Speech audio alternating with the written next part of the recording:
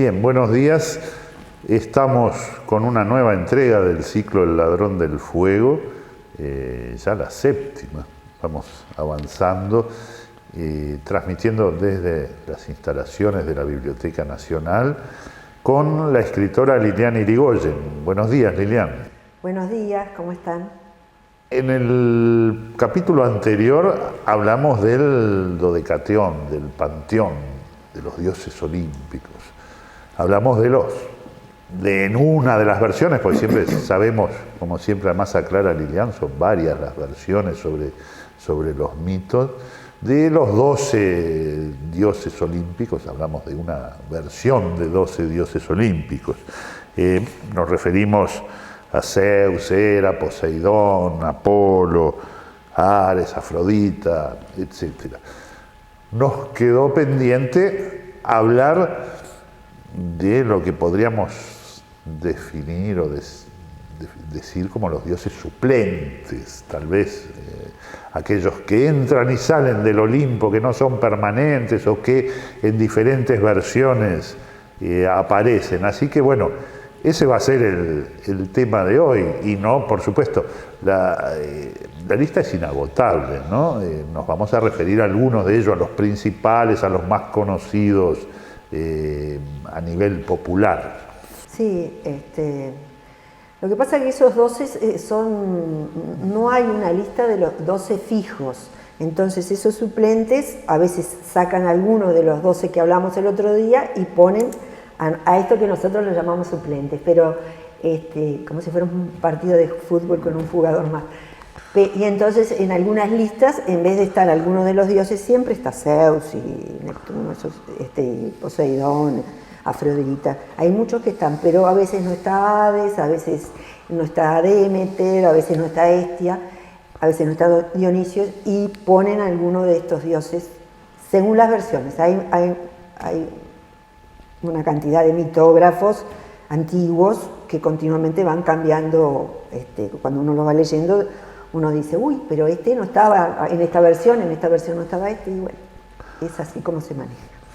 Bien, vamos a arrancar. Entonces vamos a hablar de 8 dioses. Vamos a arrancar con Hades, que además nos engancha con algún capítulo anterior también, cuando hablamos de Perséfone, ¿no? Pero vamos a hablar de Hades.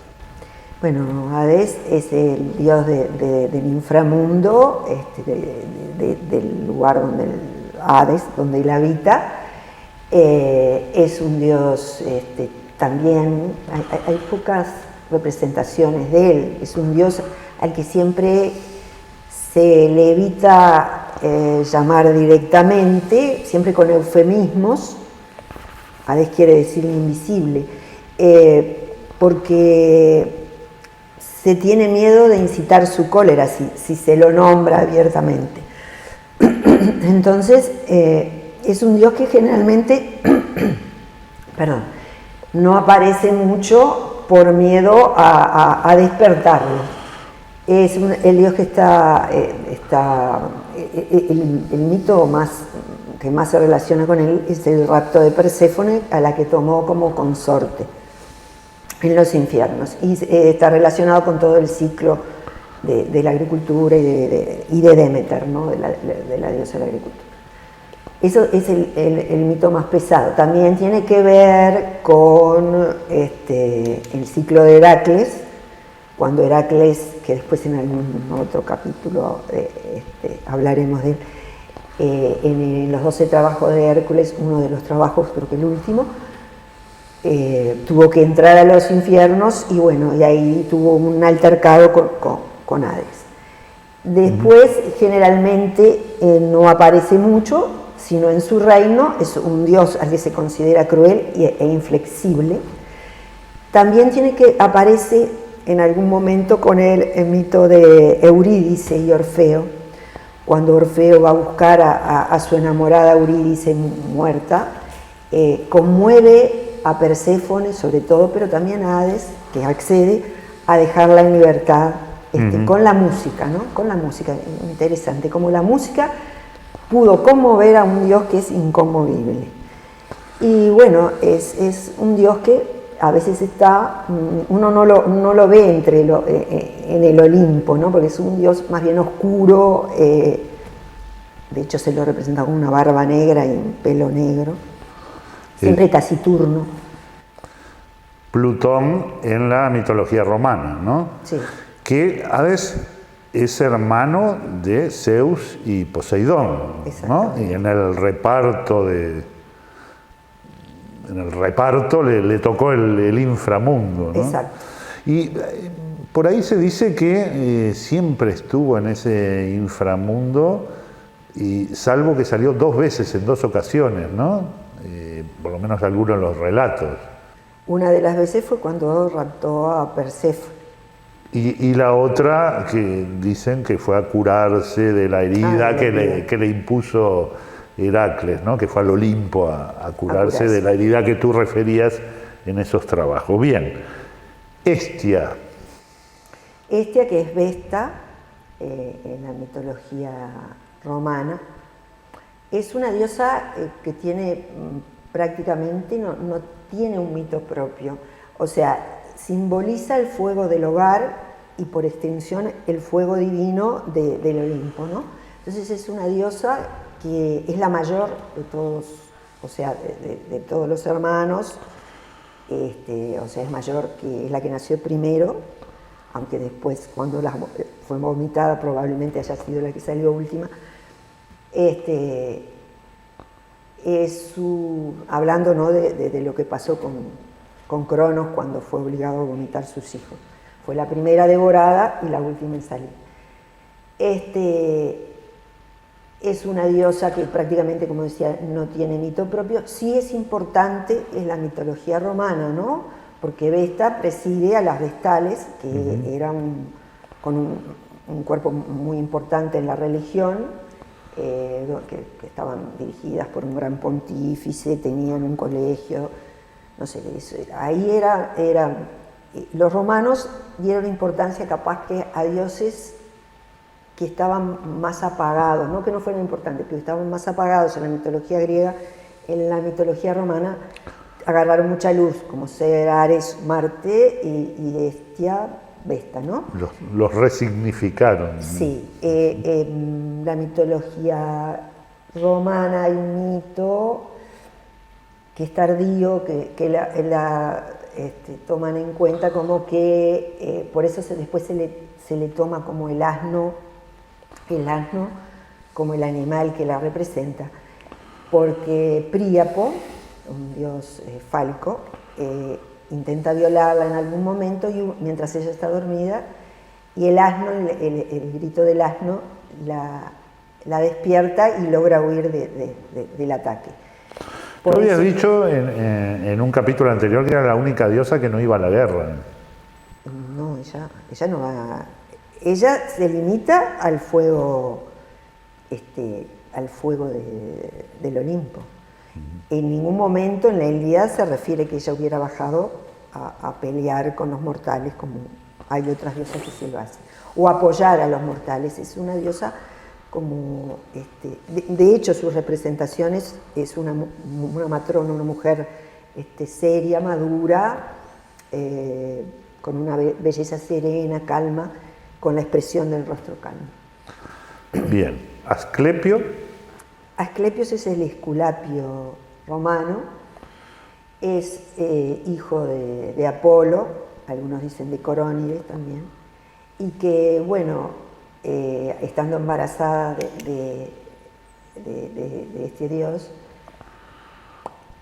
Corónides fue infiel y, enterado Apolo, la fulmina. Según algunas versiones dice que es Apolo, según algunas versiones dicen que es la hermana de Apolo, Artemisa, pero antes de morir, o al morir, él la arranca de su vientre y la hace crecer. De hecho, los cuida un perro y una cabra, y bueno, que son después hizo una especie de cesárea, capaz. Eso le hizo una cesárea antiquísima y simbólica. Y bueno, es un dios que después fue fulminado por Zeus porque se había dedicado a revivir a revivir muertos. Zeus, ante la queja de Hades, teniendo que empezar a despoblar el reino de Hades, algunas versiones dicen que aceptó dinero por resucitar gente, esa es otra versión, alguna versión dice que no, lo fulmina. Y de hecho después ahí pasa otra historia donde se venga Apolo por la muerte de su hijo, matando a los cíclopes, y el castigo después que recibe Apolo. Pero eso ya pasa a otra historia. Pasamos a Eros, el Cupido de la mitología romana.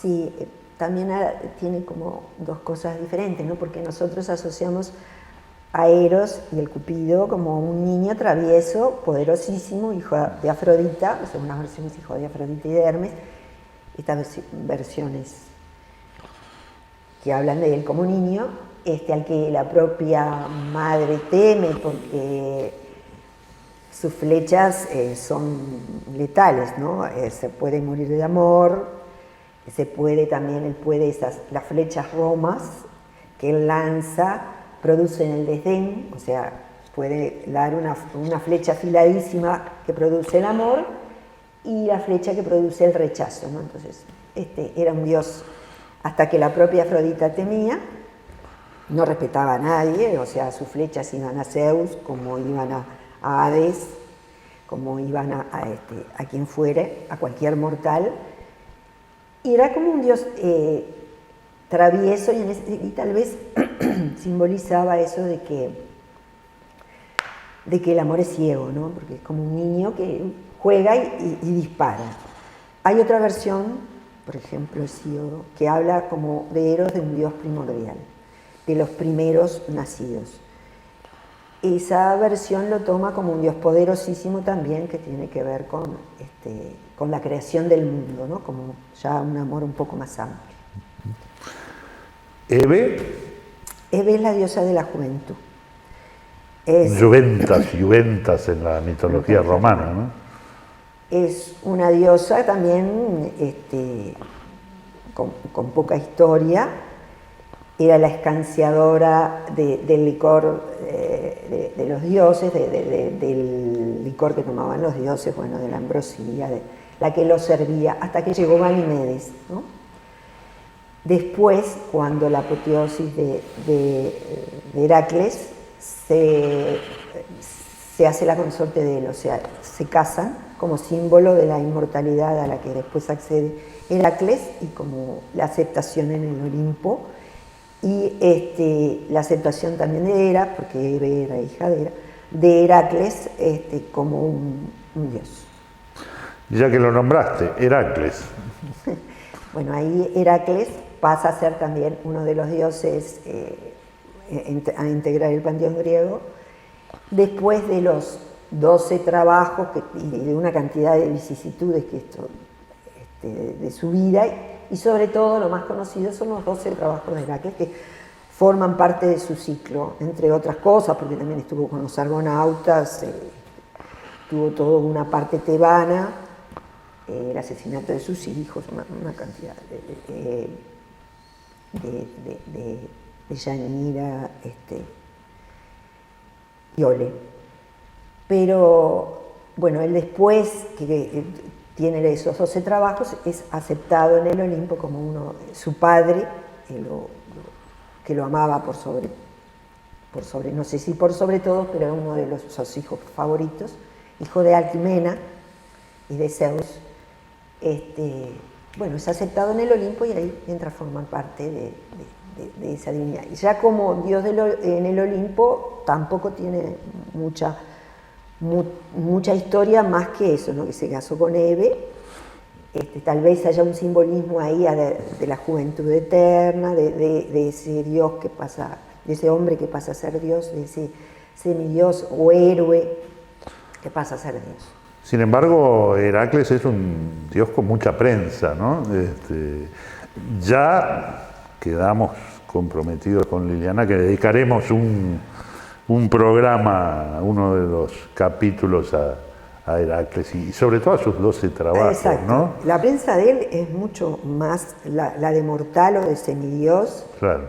que la de Dios, ¿no? Porque si bien se volvió un dios, su cosa fuerte, su historia fuerte es el ciclo que le corresponde. Bien, Pan. Bueno, Pan es un hijo de Hermes, es un dios fauno, generalmente fauno, en la mitología romana, a veces también sileno, pero generalmente fauno.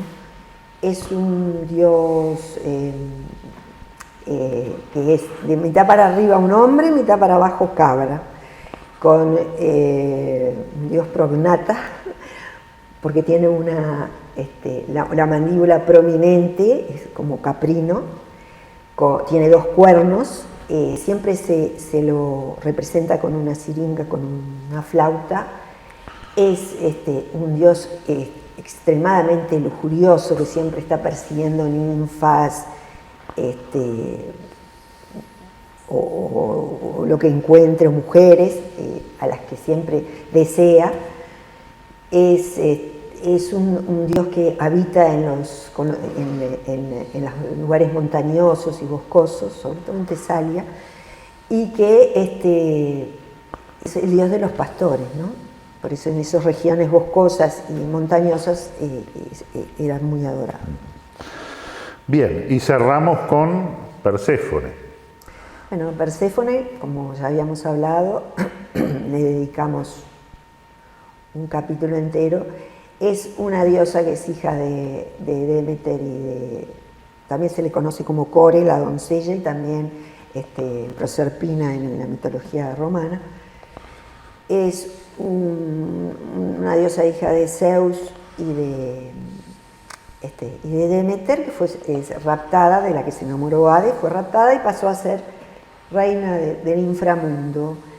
Es una diosa que, aparte de ser una diosa rígida, a la que conmueve Orfeo, hay alguna versión que dice también que compitieron con Afrodita por algún mortal, pero son puntos menores donde no existen mitos realmente importantes, a excepción del rapto de Hades, que es toda una visión de las estaciones y de una visión del mundo, ¿no?, de esa época. Muy bien, estamos llegando así al final de otro capítulo. Hemos hecho algunas referencias a algunos programas anteriores. Tienen el link, el enlace para poder verlos. Y muchas gracias, Lilian, y los esperamos en un próximo encuentro. Hasta la próxima.